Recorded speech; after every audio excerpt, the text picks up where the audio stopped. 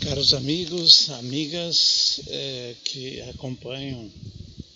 começaram a acompanhar esses vídeos com a exposição sobre afetividade e educação de poucos dias, eu quero informar que a partir de hoje nós vamos passar a produzir alguns vídeos em forma de capítulo, em forma de aprofundamento, de ampliação daquelas coisas que foram anunciadas assim de uma forma bastante espontânea. Nós continuaremos fazendo nossa exposição de forma espontânea, de uma forma viva, vivencial, buscando também ao mesmo tempo identificar assim os elementos fundamentais, vamos dizer, para caracterizar a questão da visão de Capra, que redescobre na sua obra As Conexões Ocultas, ele redescobre as categorias filosóficas aristotélicas que são baseadas numa visão cosmocêntrica e ele passa então a redescobrir essas categorias fundamentais a partir de uma visão biocêntrica, uma visão centrada na vida. E em resumo, essa visão dos 4 elementos fundamentais constitutivos da realidade, Capra os caracteriza assim. Primeiro, cada coisa, cada realidade, principalmente dos sistemas vivos, ela é constituída da forma. Então, na verdade, a forma é aquilo que faz a coisa ser aquilo que é. Lhe dá forma, caracteriza a sua natureza, aquilo que também pode ser chamado do ponto de vista dos padrões. O padrão é aquilo que faz uma determinada coisa ser aquilo que é, então é a natureza dessa coisa. No caso, o ser humano tem uma forma específica, né, um padrão, que é um padrão afetivo de organização. Depois nós retomaremos cada parte. E o Capra diz que num sistema vivo, a natureza, o padrão de uma realidade, de um sistema vivo, de um organismo, ele está ligado também às estruturas, a estrutura resultante. As estruturas são, do ponto de vista, a estrutura material que constitui, quer dizer, que resulta da dinâmica dessa coisa que tem uma forma, vai ser uma estrutura dissipativa e evolutiva ao mesmo tempo. Então, tentando traduzir numa visão mais acessível, aquilo que tem aquelas características que são a forma, que é a forma originária da coisa, o padrão originário da organização, que é autoprodutivo, que é autopoético, vai aparecer na sua estrutura como resultado dessa coisa em ação. Então, a estrutura resultante é também uma estrutura material que não significa só necessariamente matéria, mas é aquilo que resulta do processo dinâmico dessa forma, vai resultar então numa estrutura dissipativa evolutiva. A vida é assim mesmo. Aquilo que constitui a vida como tal em um determinado organismo, colocada em ação, quer dizer, entrando na sua dinâmica, ela vai resultar sempre em algo material. Material que não significa necessariamente matéria, mas também pode ser. Então, a estrutura material de cada coisa, ela, pelas características da vida, ela é uma estrutura dissipativa, quer dizer, é uma estrutura dinâmica. Vamos dizer assim, se o ser humano tem capacidade de criar vínculos, de se juntar em grupos, etc.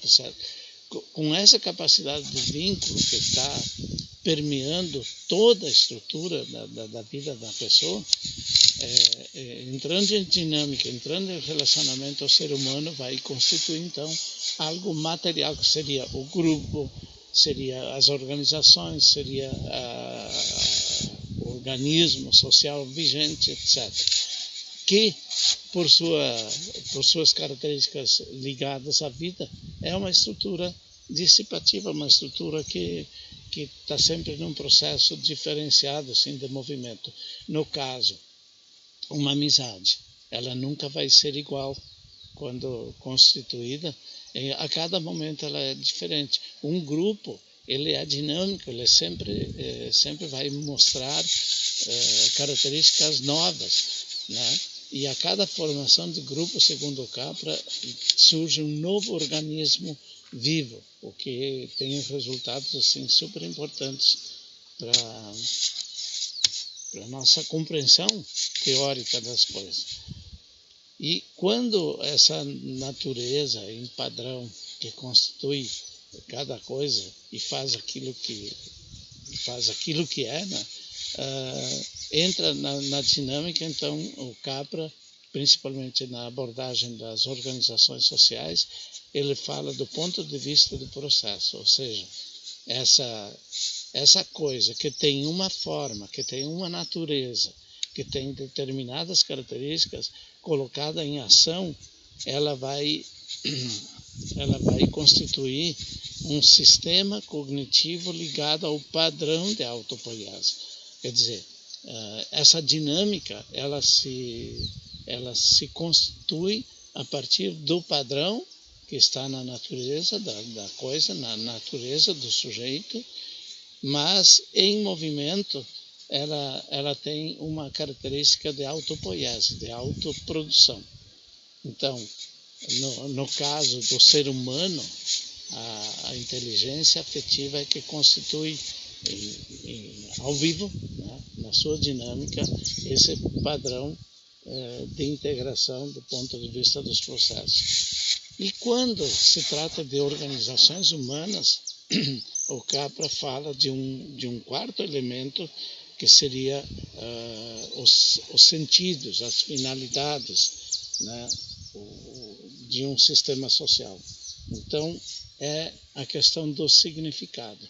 Então, no desenvolvimento do ser humano, das organizações humanas, vai surgir a questão da ética, da estética, né? Os seres humanos em relação, eles no processo vivencial, eles vão, na verdade, perceber, sentir e constituir os sentidos que têm esse vínculo, essas relações. Então, quando você entra em conexão com o outro, você pode ter uma relação de percepção mais profunda que poderá permitir você ver ou perceber, digamos assim, o sentido profundo do valor do outro. Então, aí surge o sentido estético.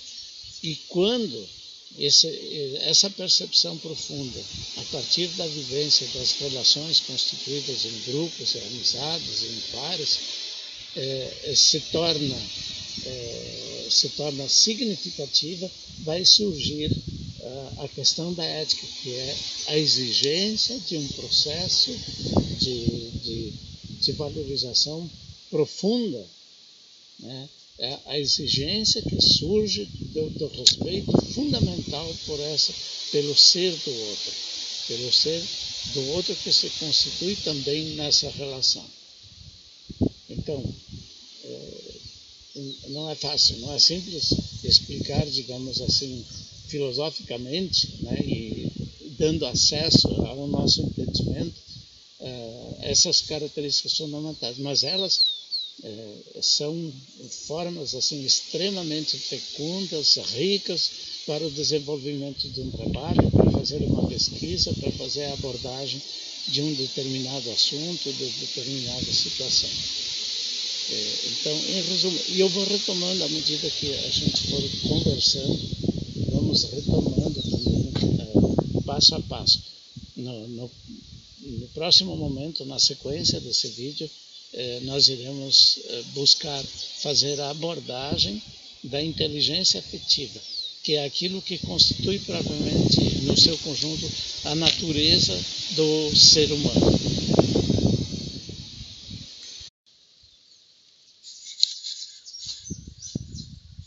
Então agora nós vamos tratar da questão da pessoa humana e das organizações, buscando percorrer essas quatro dimensões que vão dar origem aos diferentes capítulos. Então nós podemos colocar primeiro que o ser humano é um sistema vivo, né? Porque ele tem um padrão afetivo de organização em rede, articulado por uma cognição originária. Tá? Então, a natureza do ser humano, né, ela tem um padrão afetivo. Por que é um padrão afetivo? Porque essa afetividade ela está inserida, ela está em potencial na dimensão dos nossos sentidos, olfato, tato, visão, etc., né? E também nos nossos instintos, nas nossas emoções, nos nossos sentimentos, na nossa razão, enfim, em todas as dimensões da nossa corporeidade, da nossa existência, nós somos seres marcados por essa natureza da afetividade que constitui, no fundo, a própria inteligência afetiva. Essa característica da afetividade inserida em nós, ela vai gerar estruturas de relações, vai então, colocada em ação, ela vai gerar pares, grupos, organizações, né, que unidos por vínculos, os vínculos são de proteção, de segurança, de cuidado, etc., com objetivos de expressão e desenvolvimento da amizade. Então, quando as pessoas se juntam por esses vínculos, vai se constituir então, grupos de amizade, vai se constituir os pares, né, e que vão também realizar os objetivos desse grupo ou dessa organização. Então, a natureza propriamente do ser humano, ela se constitui originariamente, na sua forma, pelo caráter pela forma da afetividade que está inserida em todas as dimensões do ser humano. Né? A afetividade está colada aqui com as nossas células, com as nossas partículas, com os nossos órgãos, com os nossos sentidos, com os nossos instintos, com a nossa capacidade de cognição, com a nossa racionalidade, em todos os sentidos, com as nossas possibilidades de relação. Então, a rede afetiva que constitui a natureza do ser humano e da humanidade, do ser humano mesmo, ela é imaterial. Mas por quê? Você não capta isso, é uma realidade que não tem um caráter de natureza material. Mas a expressão dessa natureza afetiva que está colada em todas as nossas dimensões vai ser a expressão que são os grupos, as organizações que surgem dessa relação. Os grupos, na verdade, eles têm estruturas dinâmicas, vivas, dissipativas em evolução. Então, quando se forma um grupo, como disse antes, essa estrutura resultante do processo vivo das relações é algo que é dinâmico também. Então, um grupo não é fixo, nenhuma vamos dizer assim, estrutura, seja de par, de grupo, de família, de organizações e de instituições, é fixo, é sempre dinâmico. Né? Então, na verdade, são estruturas dissipativas, ou seja, elas não mantêm sempre aquela rigidez daquela forma. E a afetividade, então, é a força viva, geradora de todas as dimensões, inclusive do padrão de relações humanas. É força viva. Ela não é algo, por exemplo, você faz uma comparação. A natureza do ser humano, ela é como uma semente de carvalho, né? A semente contém todo o potencial para germinar, para desenvolver, para florescer, para frutificar, para amadurecer uma imensa árvore, né? E que está tudo ali dentro.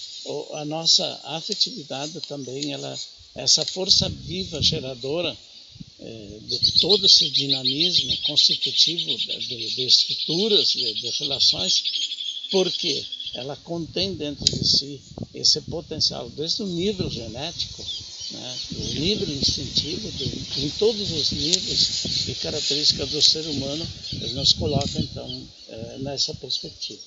E a dinâmica é ampla e profunda e envolve todos os sentidos da gente. Tá? Ela se situa no código genético, ela permeia os sentidos, as emoções, os sentimentos, a razão, né? O homem age, sente e pensa de forma integrada. Isso que é bacana, né? A nossa natureza em ação permite que se entre em conexão, que se entre em vivência, que se tenha percepção, e esse pensamento, essa ação, esse desdobramento das intenções é feito de uma forma integrada. E agora sim, tem uma coisa bem importante. Essa integração de todos esses elementos se chama inteligência afetiva. A inteligência afetiva e o afeto são a base estrutural, né, que é constitutivo do próprio ser humano, da dinâmica do ser humano, da formação das relações vivas do ser humano. Então, a inteligência afetiva não se reduz àquela inteligência que nós conhecemos como uma racionalidade que é capaz de traduzir seu conhecimento de uma forma lógica, sistemática, em relação à própria realidade. Então, a inteligência afetiva é, na verdade, uma inteligência biocósmica, é a inteligência da própria vida que constitui essa inteligência chamada inteligência afetiva por parte do Rolando Toro, que foi o criador da biodança e da educação biocêntrica. A inteligência afetiva é a mesma que permeia todo o universo, né? Todas as dimensões da vida. Então, a amorosidade, né, que sustenta tudo, ela pertence à vida íntima, ela está nos processos químicos de uma célula, de um órgão, de um tecido, de um organismo, de um grupo, de uma organização, de um ecossistema, do cosmos e do próprio universo. Então, essa inteligência afetiva está em tudo, né? Porque ela é constitutiva da natureza da vida e também do ser humano e da comunidade. A afetividade, então, seria, né, o padrão específico das relações, tanto químicas, instintivas, dos sentidos, da mente, né? Então, ela é o padrão constitutivo. E ela, como vivência, como experiência, se torna uma inteligência afetiva, que, na verdade, essa visão de complexidade, ela é um fator permanente que integra e dá estrutura à inteligência como função global, a afetividade. Então, segundo Rolando Toro, a inteligência afetiva é, na verdade, a própria afetividade viva no seu processo de conexão com toda a realidade. Então, inicialmente nós teríamos exatamente essa abordagem da inteligência afetiva que nós vamos retomar em cada dimensão de uma forma mais específica.